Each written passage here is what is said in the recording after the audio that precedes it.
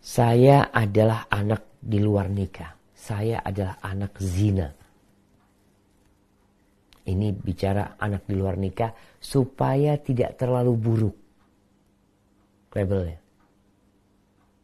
Padahal bahasanya dia adalah anak hasil zina. Ayah dan ibu saya baru menikah saat usia saya dalam kandungan 2,5 bulan. Sebentar lagi saya akan menikah. Apakah wali nikah saya tetap ayah kandung saya atau wali hakim? Ini bukan ayah kandung, ini ayah biologisnya. Karena dia dalam hitungan Islam bukan ayahnya. Dia yang berzina dengan ibunya. Maka dalam posisi seperti ini, ayah biologisnya tidak bisa menjadi wali. Ini pendapat yang rajih di antara pendapat para ulama. Jumhur ulama mengatakan anak zina itu tidak bisa dinisbatkan kepada bapak yang berzina. Bapak biologisnya.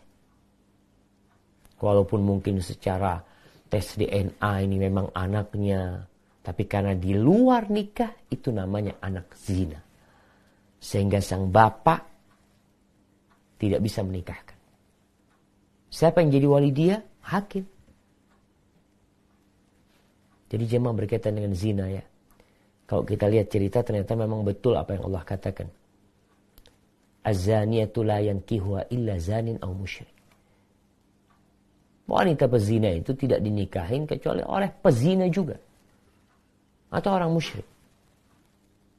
Yang tidak tahu nama halal dan haram. Maka sang anak hendaklah berusaha untuk menjaga orang tuanya agar kembali kepada Allah Jalla Jalaluh. Bertobat kepada Allah dan dia sampaikan anakmu pakai wali hakim. Pakai wali hakim biar hakim yang menikahkan. Dan nggak ada urusan. Nanti tidak berdosa. Sebagai anak zina tidak berdosa, tapi biasanya ini yang ditakutkan. Kalau orang tuanya tidak bertobat, sang anak hasil zina ini tidak dididik dengan benar oleh orang tuanya. Mungkin dididik hanya untuk dunia saja, tapi untuk menghindari zina tidak dididik. Akhirnya besar berzina juga anaknya. Dan punya anak zina lagi. Seperti tadi yang jadi pertanyaan.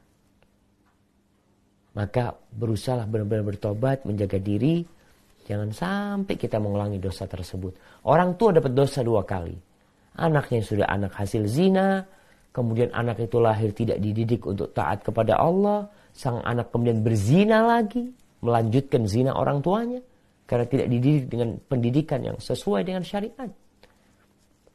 Maka kembali zina ini jamaah, jangan diremehkan.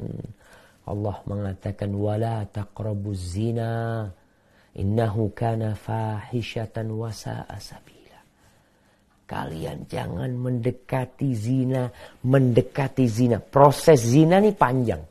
Lihatlah mereka yang berzina. Gak tahu-tahu langsung berzina. Bermula dari kenalan. Bermula dari pandangan mata. Bermula dari ngobrol.